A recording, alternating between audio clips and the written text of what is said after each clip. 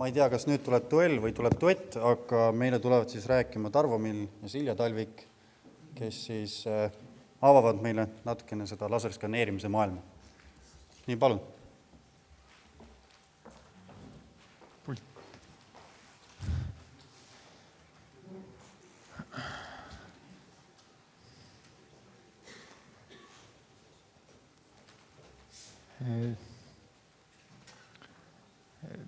Tere päevast, minu nimi on kohe tahvlil, kui teda veel seal ei ole. Voilà. Et siin ta on. Minu nimi on Tarvo Mill. Oma esituse oleme jaotanud kaheks. Mina räägin esimese poole ja minu teise poole räägib minu hea kolleeg Silja Talvik. Teemaks, mida me kajastame, on terrestrilise laserskanneri kasutamine rajatiste ekspluatatsioonil. Enne kui me läheme üldse sinna teemasse sisse, siis terrestriline tähendab siin juures siis maapealset, et me ei räägi, me hiljem muidugi täpsustan selle, et millest ma räägin, aga lihtsalt sissejuhatuses juba öelda ära. Minu käsitletavad teemad. Esimene võib-olla vastuoluline on rääkida ära olemusest. Teine, mis täna ka eelneva kõneleja juurest käis läbi, on terminoloogia. Täna me teame igasuguseid muid termineid, aga mis need õiged on, siis paljudel puudub nagu aimdus. Käsitlen ka mõõtmistingimustegureid, natukene räägin ka seda, et millistes keskkondades on võib-olla parem töötada, millistes mitte nii hea. Ja siis räägin mina oma kahest projektist, Vaida Aruvalla lõik ja Tallinna Laululava kõlaekraani deformatsioonide uuring. Ja seejärel siis annan sõna üle. Sissejuhatuseks. Laserskanneri töö põhimõte. Põhimõte on lihtne. Seade saadab välja lasersignaali, ta saab selle signaali tagasi, olenevalt nüüd milliselt objektilt see signaal tagasi tuleb, salvestatakse ära siis XYZ ehk siis 3 koordinaati, tagasi tuleva signaali intensiivsus ehk siis võimsuse väärtus ja nüüd kui seadmel on olemas väline nii-öelda fotokaamera, siis salvestatakse ära ka selle ühe punkti RGB väärtus, ehk siis nii-öelda see 1 piksel. Ja tulemuseks võiks olla selline kujutis. See on nüüd 2011 aastal teostatud laserskaneerimine, kus me mõõdistasime ära kogu selle kõrgkooli hoone välise perimeetri. Iseenesest võiks esialgu arvata, et tegemist on fotoga, aga tegelikult on tegemist meil punktipilvega, ehk siis kus on igal punktil, paneme korra tagasi, igal punktil, mis siin on kujutatud, on siis olemas 3 koordinaati, intensiivsuse väärtus ja RGB, ehk siis see kujutis siin on RGB väärtusega meil siin, et meil oli kaameraga olemas. Tehnoloogiline areng. Sisuliselt on skaneerimisega selline häda, et ta hakkas arenema alles siin 90ndate lõpus. Suurema hüppe tegi ta alles aastal 2004, kui tuli uuem ja niisugune, ütleme, tänapäevane laserskänner välja. Siis alates sellest ajast, alates siis 2004. aastast on see areng olnud iseenesest niisugune hüppeline, ehk siis täna on juba päris ulmelised riistad väljas. Kui te vaatate mõnda niisugust parameetrit, valele poole läks, ehk siis kui täna me saame mõõdistada siin üle 1 miljoni punkti sekundist, siis me alustasime skaneerimisega kuskil seal 1600 punkti sekundist, ehk siis te võite juba suurusjärku ise ette kujutada, et kui palju see erinevus on. Kui esimesed skannerid mõõdistasid seal kuni 100 meetrit, siis täna on see kaugus läinud kilomeetritesse. No iseenesest, kas on eriti kasulik seal 6 kilomeetri kaugusel midagi skaneerida, see on juba omaette küsimus. küll aga tänapäevane niisugune tavapärane kaugus on 200–300 meetrit. 200 meetrit on täiesti niisugune optimaalne.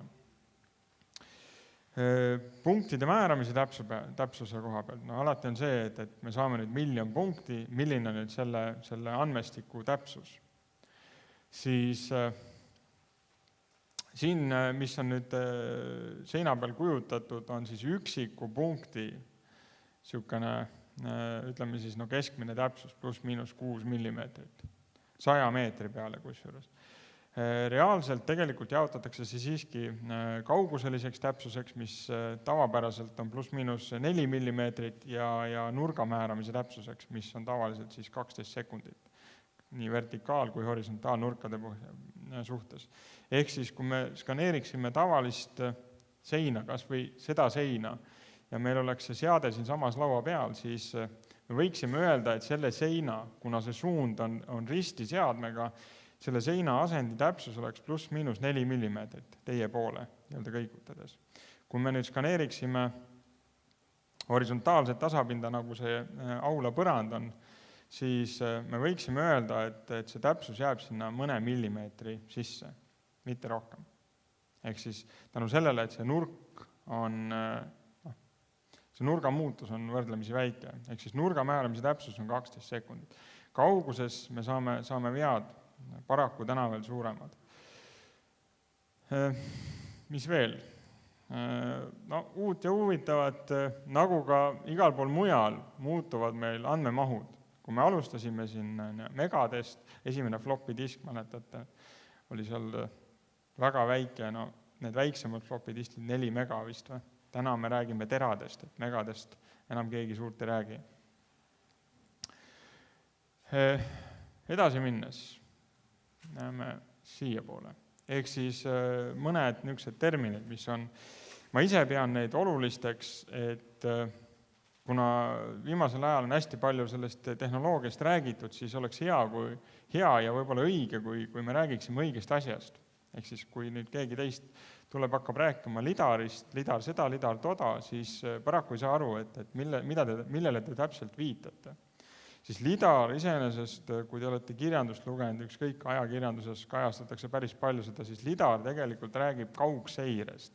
Ta ei räägi meile seda, et millist tehnoloogiat seal kasutatakse, mitte vähimatki. Ehk siis see on light detection and ranging. Lidari all võib mõelda ka tehnoloogiaid, kus siis näiteks piltlikult öeldes fotokaameratega on võimalik ka teha 3-mõõtmeline mudel, siis selle me võime samuti sinna samasse lidari alla paigutada. Kui me läheme nüüd edasi, mis viitaks siis kohe otseselt laserskaneerimisele ja siis, kas siis helikopteri või lennuki pealt, siis me räägiksime ALS-ist, ehk siis tegevusest, mis toimub siis õhust. Samuti on olemas ladar, termin olemas, seda nüüd küll väga laialdaselt ei kasutata. Nüüd nii-öelda see termin, millega mina igapäevaselt peaaegu kokku puutun, on siis TLS, ehk siis terrestrial laser scanning, mis on põhimõtteliselt eesti keele maapealne laserskaneerimine ja viitame siin otseselt staatilisele laserskaneerimisele. Dünaamiline oleks siis siin all MTLS ehk siis mobile, ehk siis ta liigub teatud määral ja teatud abiga. Ehk siis olulised terminid. Peamised mõõtmistingimustegurid siis skaneerimisel, nagu ka ükskõik millise mõõtmise te võtate, mingisuguse määramise, siis kõik määramised omavad mingisuguseid mõjusi. Ehk siis ükski ei ole tegelikult neist nii naljalt absoluutne. Mõõtmistingimustegureid on tavaliselt 5. Esimene nendest on mõõdetav objekt ja selle iseloom. Kui me näiteks täna skaneerime, siis õues on esimene mure meil see, et meil on tohutult märg igal pool. Ehk siis märjad pinnad on tavaliselt need, mis meid segavad. Krobelised pinnad ja nii edasi. Teine oluline nüanss on mõõtja. Ehk siis piltlikult öeldes, iga mees võiks hakata ehitajaks, iga mees võiks hakata geodeediks ja nii edasi. Aga milline on see tulemus, mis me sealt saame? Kas me saame eeldada kvaliteetset tulemust, kui iga mees nüüd on, kes iganes ta tahab olla, et lihtsalt ma mõtlen, et ma tahan hakata ja ma olen. Ehk siis ma küll ei reklaami siin, et kõik peaksite kindlasti koolituse saama. Jumal sellega. Aga põhimõtteliselt on niiviisi, et kui teil on ettevalmistus, siis me võime juba eeldada, et teie poolt saadud tulemus on teatud määral nii-öelda tõene. Ehk siis sealt sellised asjad. Samuti mõõtmisvahendid, kuna nüüd skaneerimise seadmed ei ole, ütleme siis kõige odavamad või odavamate killast, siis me ei saa iga kord valida, et millise, et nüüd mul on see objekt, ma võtan nüüd selle seadme riiuli pealt, et paraku on niiviisi, et me peame ikkagi leidma mingisuguse niisuguse enam-vähem universaalse lahenduse. Mõõdistamise metoodika kindlasti oluline ja keskkond. Siin paar aastat tagasi pöördus minu poole üks härrasmees, kes küsis, et kuidas talvel skaneerimisega on. Kas laserkiired lähevad läbi lume? Kujutage ette, kui laserkiir läheks läbi lume, siis ega seal juures ise vist olla ei taha, sellepärast, et võib päris haiget saada. Ja viimaks siis, mis nüüd kindlasti puudutab ehitusvaldkonda, on andmete töötlemine. Ehk siis iga säärane tegevus kätkeb endas üldistamist. Ehk siis me saame mingisuguse hulga andmeid ja me peame neid tegelikult mingil määral üldistama. Et me ei saa anda üks ühele seda sama tulemust. Teatud määral saame küll, et see ei ole päris absoluutne vastus. Ehk siis andmete nii-öelda mudeldamise juures ma olen toonud välja siin ühe sellise vahva seina ristlõike, see on sama kõrgkooli sein, kus on niisugune krobeline, siis siin nüüd tekib küll küsimus, et kus kohas see õige sein on. Ehk siis natuke läksin tagasi, kui me oleme siin, siis et kus kohas on seina õige joon, et kus kohta nüüd see mudeldaja selle tõmbab, kas ta tõmbab selle välimise paefassaadi kihi järgi või siis selle nii-öelda sisemise. Teine niisugune illustratsioon, mille ma tein siia, on klaasipinnad. Siis klaasipindadega võib juhtuda päris niisuguseid vahvaid asju, et kui me keerame selle klaasipinna nüüd külgvaatesse, siis neid punkte võib olla meil nii klaasipinna ees kui taga. Ja teinekord, mul ei ole kahjuks siin ühtegi head sellist näidet, kui klaasid on toonitud, siis näiteks hooned, mis ongi enamasti klaasfassaadiga, siis sealt ei pruugi aru saada, kus kohas lõpeb see klaas ja kus kohas hakkab nii-öelda see aknapind, ehk siis ta on punktivilves ühesugune. Ja nüüd minu tööd siis, millega mina olen nüüd seotud olnud viimased peaaegu aasta. Kus on siis, need küll ei puuduta hooneid kuigi palju, järgmine küll puudutab, aga siiski. Kus on teekatte külmakerke uurimine laserskaneerimise tehnoloogia abil. Vaida-Urge maanteel on täiesti uus lõik, kes on sõitnud vana Tartu maanteelt, siis Vaida Alevik on meil siin, siis sõidate sealt läbi, siis on täiesti uus ja ilus siletee. Tegelikult ta nii sile ei ole, kui ta tundub. Millest häda oli siis sellest, et sisuliselt peale aasta tee valmimist tekkisid teele pikki praod. Ja seoses nende pragude tekke uurimisega siis võtsime kätte ja läksime ka oma skänneriga sinna koha peale. Kus siis natukene illustratsioone, muidugi, millised need praod välja näevad, siis praod, mis olid ka ära täidetud juba kann-meetodiga, olid bituumenid täis valatud, siis sisuliselt kevadeks olid need samad praod kõik ilusasti välja tekkinud. Me skaneerisime seda sama teed kahel etapil, üks oli siis sügis ja teine oli siis varakevad. Ja varakevad oli valitud just seepärast, et siis toimuvad kõige suuremad nii-öelda temperatuuride kõikumised.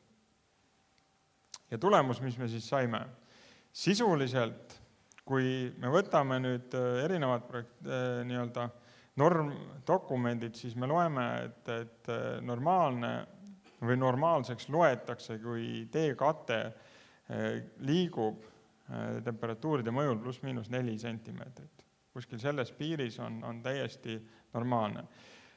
Ja eeldatakse, et see liikumine toimub ühtlaselt. Paraku ühtlast pilti te kahjuks ei näe. Nii-öelda läbilõige kõikidest nendest külmakergetest on selline, et kate liikus kõigis 3 lõigus kuskil seal 5 sentimeetrit. Ehk siis me võime eeldada, et külmakerke mõju on seal kuskil 5 sentimeetri juures. Mõnes kohas suurem, mõnes kohas siis väiksem.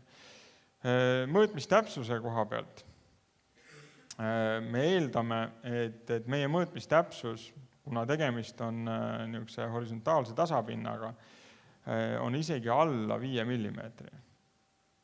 Nüüd, siin on muidugi hästi palju erinevaid faktoreid, et kuidas on saadud see kõrguspunkt sinna, kust on need mõõtmised tehtud ja nii edasi. Kui me nüüd selle osa kõik kõrvale jätame ja isegi jätame need numbrid kõrvale, mida me näeme siit tabelitest, et numbrid on küllaltki suured, siis ei tohiks olla uue tee puhul sellist fenomeni, kus me näeme vikerkaari värve teekatte nii-öelda illustratsioonis. Et see peaks olema meil ikkagi ühtlane.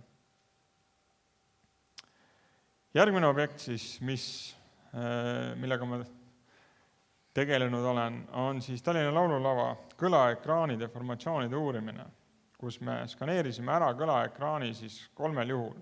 Omakoormuse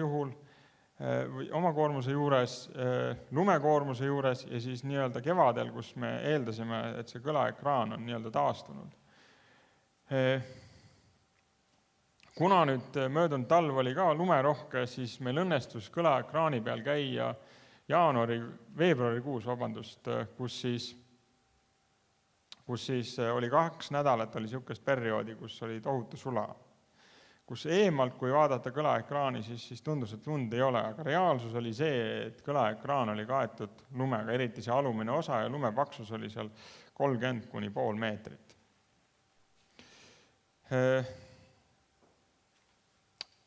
Keskmine illustratsioon näitab meile seda, et luuk, mille kaudu minna kõlaekraani peale, et sinna riputatakse nii-öelda redel, siis see redel ei saanud talvel toetuda astme peale. Sügisel see redel toetus siia äärde, ehk siis selle astme äärde. Talvel tänu sellele, et see kõlaekraan oli nii palju läbi vajunud lumeraskuse all, siis redel jäeti lihtsalt rippuma sinna konksude külge, nii et iseenesest oli päris niisugust kõhedust tekitav see olukord. Ja tulemus.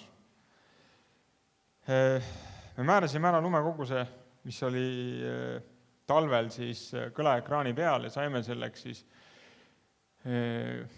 kus ta meil on, 231 kuupmeetrit. Ja samas me kaalusime ära ühe pisikese lumekuubiku, mille abil me siis ekstrapoleerisime kogu lumemassi, milleks me saime üle 70 tonni. Võttes selle arvesse, et me teame nüüd, milline see koormus oli peal, me määrasime ära ka muidugi läbivajumised, ehk siis palju see deformatsioon seal oli. Siis kõige suurem deformatsioon oli siis 11 sentimeetrit. Ja seda siis siin nii-öelda kõlaekraani all osas, ehk siis kui me vaatame siin, siis alumises osas siis kõige suurem läbivajumine. See aga tagas seda, et ülemine kõlaekraani osa nii-öelda tõmbab tagasi ennast, ehk siis ta kerkib natuke. Ja kevadel tegime uuesti mõõtmised, vaadata, kas asi on taastunud, siis kevadel me panime tähele seda, et taastumist päris palju ei olnud, et 74% kogu uuritavast alast oli sisuliselt tegelikult tõusnud. Ehk siis ta oli nii-öelda uue kuju võtnud. Ka siin on küsimus see, et millise täpsusega meil need mõõtmised olid. Siis kuna meie mõõdistamissuund oli sisuliselt risti skanneriga, siis me võime eeldada, et siin meil jääb mõõdistamistäpsus kuskil sentimeetri sisse. Ehk siis seadme enda mõõdistamistäpsus jääks sinna +–4 millimeetrit, aga andmete töötlemisega nii-öelda seda täpsust on nii-öelda, ütleme siis tehtud halvemaks, ehk siis tänu töötlemisele. Ja see oleks minu poolt kõik, võtsin küll palju aega, et loodame.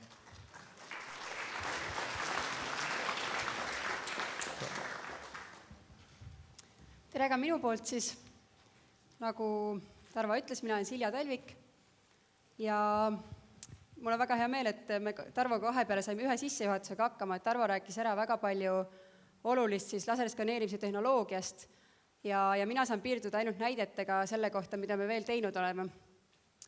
Ja ma alustangi siis sellest, et lähme infrastruktuuri valdkonda rohkem, mis muide ei peaks ka BIM-valdkonnast välja jääma, et me oleme siin väga palju hoonetest kuulnud, aga miks ka mitte kõik muud objektid sinna alla viia. Ehk siis me oleme laserskanneriga uurinud silla deformatsioone. Üldiselt tavapärane praktika on selline, et seda tehakse siis nivelleerimise abil silla pealt või mõõtkellade paigutamisega silla alla, mis on mõlemad küllaltki töömahukad ja annavad meile punktandmestiku. Samas kui laserskaneerimine on siis töö käigus hästi kiire tegevus ja eeliseks on veel ka see, et loomulikult me saame terve pinna kohta andmeid, mitte lihtsalt ütleme siis 10-20 punkti kogu objekti kohta. Ja näidetena siis me oleme seda teinud nüüd 3 silda oleme uurinud. Üks neist siis Loobusild käis ka meediast läbi, et seal üritati siis viia läbi purustav katse. See enam-vähem ka õnnestus, et sild ise toetub 2 talale ja sinna pandi siis 80 tonni, 160 tonni ja 200 tonni koormused peale, mille tulemusena siis deformatsioonid ulatusid 4 sentimeetrini. Ja seda me pidevalt jälgisime laserskanneri abil, mille tulemusena siis moodustasime sellised pinnamudelid. Ma olen siin toonud ka mõned pildid erinevatest võimalustest, kuidas neid tulemusi siis kujutada, et kui seal all vasakul on toodud selline 3D vaade, all paremal on toodud 2D vaade, värvidega siis eristatud erinevaid deformatsioone. Ja üleval on siis 3 graafikut erinevatest koormusastmetest külje pealt vaadatuna. Ja siin graafikutel on toodud võrdlus ka nivelleerimisandmetega, kusjuures siis nivelleerimisandmed on sillateki pealt, samal ajal kui skaneerimine toimus altpoolt silda. Aga on näha, et need ristikesed seal graafikute lähevad ilusti kokku skaneerimisandmetega, millest me võime järeldada, et meie meetod ei ole ka mitte liiga ebatäpne. Ja siit on siis ilusti lisaks sellele, et saab konkreetse punkti andmed, et siis saab ka sellist üldist geomeetrilist kuju 3-mõõtmeliselt vaadata. Teise näitena Tartu Idaringtee sild, et need sillad on nüüd põhimõtteliselt erinevad, et see Tartu oma selle põhi koosneb siis plaatidest, mille puhul on kindlasti veelgi olulisem teada just nimelt terve põhjakuju, mitte lihtsalt üksikute punktide asukohti. Eesmärk oli lihtsalt kasutuseelne testimine, koormus lisati sinna siis lihtsalt veduri peale sõitmise abil. Ja jällegi siis 3D pilt deformatsioonidest üleval paremal ja siis 2D pildid, et kõigepealt siis silla enda kuju, kus saab ühtlasi vaadata siis ka eeltõusu ja muid silla parameetreid ja alumine pilt siis deformatsioonidest. Näha on jällegi, et keskelt sild loomulikult deformeerub rohkem ja servadest vähem.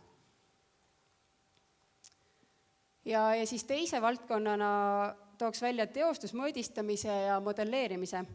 Et kui tavapärases praktikas tehakse neid siis tahomeetrilise mõõdistamisega, kindlasti olete näinud geodeeti tavalise tööinstrumendiga objektil. Tehnoloogia seisneb selles, et geodeet tuleb ja mõõdab ära karakteristlikud punktid, siis ütleme, et näiteks hoone nurgad või siis mingid kallete muutused ja olulised punktid. Ühesõnaga, geodeet koha peal otsustab, mida mõõta. Samas kui siis laserskaneerimise puhul toimub välitöö väga kiiresti, et pannakse see skänner tööle ja see mõõdab ära kõik, mis on ümberringi. Et sellega siis vähendatakse võimalust välitöö käigus midagi unustada. Et kõik, mis väljas näha oli, saab ka laserskänneriga mõõdetud punktipilves kajastatud. Küll aga tuleb siis muidugi otsuseid hiljem teha. Et see kogu see otsustusprotsess modelleerimise juures siis, et kui palju ma üldistan, mismoodi ma seda siis täpselt nüüd edasi töötlen, et see tuleb siis teha järeltöötluse käigus. Ja näitena ma tõin siin samas lähedal asuva Tehnikaülikooli kolledži veetorni, mida me hiljuti käisime skaneerimas ja see on selles mõttes väga hea näide skänneri eelisest, et tegemist oli hästi ümarate vormide ja keeruliste pindadega, mida on väga raske mõne üksiku punkti mõõtmise abil kujutada. Et siin on ka toodud üks pilt nendest vahekorrustest seal sees, et seal on kõik muutuvaid raadiusi väga palju, et seda koha peal hinnata on väga raske. Samas kui siis skänneri abil me mõõtsime selle objekti täiesti ära ja proovisime seda siis asuda hiljem modelleerima. Et vaatasime seda punktipilve, siis lõikasime vastava osa sellest hoonest välja, mida me modelleerima tahtsime hakata ning asusime seda siis geomeetrilisteks kujutisteks lihtsustama. Aga siin on nüüd ka üks hästi suur küsimus, et kuhu me täpselt jõuda tahame, kas me tahamegi ikkagi neid geomeetrilisi lihtsaid kujundeid kasutada või oleks siis laserskaneerimise mõte järsku suurem, kui me kasutaksime keerulisemaid pindasid natuke, et kasutaksime võib-olla mingeid nii-öelda mesh-pindasid või kolmnurkpindasid siis, et saada see tegelik info detailsemana kätte, sest et võib-olla uute hoonete ja projekteerimise puhul see ei olegi nii oluline, aga just rekonstrueerimisel vanemate hoonete puhul see, kui meie lähme laserskänneriga välja, kogume selle informatsiooni kõik kokku ja siis pärast üldistame ta ikkagi kuubikuteks ja keradeks ära, siis tegelikult me oleme väga palju kaotanud selles protsessis juba. Et võib-olla tuleks siis ka mõelda natuke selle peale, mismoodi saaks neid punktipilvi endid või siis ütleme detailsemaid mudeleid rakendada siis projekteerimises ja sellele järgnevas protsessis. Ja kokkuvõtvalt siis laserskänneri võimalused on päris võimsad, et saame kiiresti koguda kõrge kvaliteediga andmeid, vähendada siis väljas viibimise aega, leida siis pindade deformatsioone, et seda saaks ka siis haldamisel kasutada näiteks. Ja määrata deformatsioonide ulatusi siis suurematel pindadel ja ühtlasi ka teada need alad, kui palju siis seda ala, kus deformatsioonid toimuvad. Ja siis keerukate objektide puhul kindlasti tuleb skaneerimise eelis hästi välja. Ja ma näitan teile ära ka, kes meid toetanud on kogu selle uurimustöö juures ja tänan teid.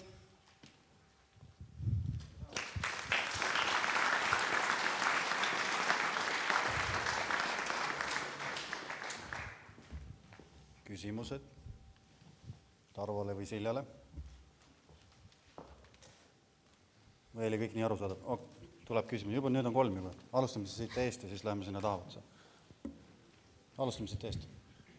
Üks väike täpsustus Tarvole, et kas see viimane slaid, mis sul oli, kas seal olid millimeetrid, aga äkki oleks pidanud olema meetrid mõõtühikud all nurgas. Kas on võimalik tagasi võtta, ei ole?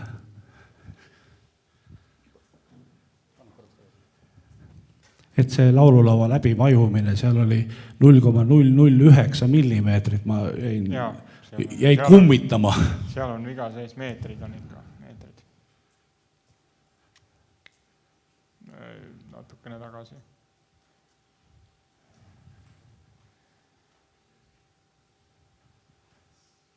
Oot siin. Jah, see kõige alumine osak pool. Jaa, meetrid. Nüüd on süda rahul, aitäh. Minu küsimus oleks, et mis see töömaht on selle punktipilve sirgeks saamine, siis et nii siis ühest küljest, kui meshidena tehakse või siis teisest küljest, kui tehakse see kuubikud ja ringid? See on loomulikult hästi erinev olenevalt objektist, et tegelikult tarkvara liigub sinnapoole, et mesh-pindasid on võimalik teha mõne nupuvajutusega. Iseasi, kuidas neid siis pärast interpreteerida. Et selles mõttes kindlasti see kuubikuteks lihtsustamine, vähemasti nii palju, kui mina tean, siis praeguste tarkvara võimaluste juures nõuab omajagu käsitööd. Et siis antud hetkel isegi oleks nagu tundub lihtsam teha see mesh-pind, aga samas see jällegi nõuab, et siis selle üldistamistegevusega võib-olla hakkab projekteerija tegelema, et kui tema need andmed näiteks kätte saab siis. Siia võib-olla, kui lisada, siis kui me räägime näiteks olemasolevatest hoonetest, näiteks kas või selles samas Tallinna Tehnika Kõrgkooli hoones, siis sisuliselt andmeid eraldi puhastama, kui sellisel mõttel tal ei ole mingit sisu, et täna on juba võimalik näiteks Revitiga puhtalt mudeldada, luua juba parameetrilised mudelid punktipilvest, ehk siis et seal nagu eraldi mingisugust keerulist puhastamise protsessi vaja läbi viia ei ole. Seal taga oli ka veel vist üks. Jaa, tervist. Tahtsin küsida, tegelikult osaliselt sain juba vastuse ka, et kui nüüd seda objekti mõõta, kas siis see veetorn näiteks või siis ülikooli fassaad objektil nagu reaalselt selle seadmega ja palju selleks aega läheb ja siis pärast nagu sellest punktipilvest välja siis modelleerimine, et nagu mingid 1 päev, 2 päeva, nädal?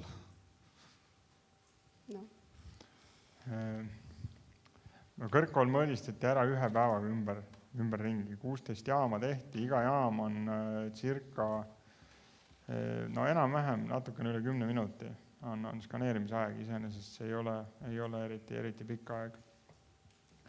Nüüd mudeli loomine, mida täna on geodeedid teinud valdavalt, on see, et nad puhastavad selle punktipilve nii-öelda sellest suuremast mürast ära, jätavad ainult selle tähtsama osa objektist ja see ülejäänud andmestik läheb nagu tellijale siis. Ja kõrgkooli näitel ei võta see erilist suurt aega andmete mudeldamine. Ehk siis ma ei oska teile minutites ja tundides öelda, aga see on võrdlemisi lühike aeg. Just, et veetorni puhul oli ka see, et välimõõtmine konkreetselt vist 4 jaama, sisemõõtmine võttis päevakese aega. Ja see siuke lihtsam punktipilve puhastamine, see, et ümbertringi teised majad ära lõigata, et see on tunni aja küsimus, ma kujutan ette. Ja kui nüüd hakata seal neid tõesti geomeetriliste kujunditega mudeleid looma, siis seda ma olen näinud juba kõrvalarvutis 2 päeva juba toimetatakse ja veel valmis ei ole. Aga see on ka nüüd konkreetse objekti spetsiifika, et seal on väga keerulised kujud siis.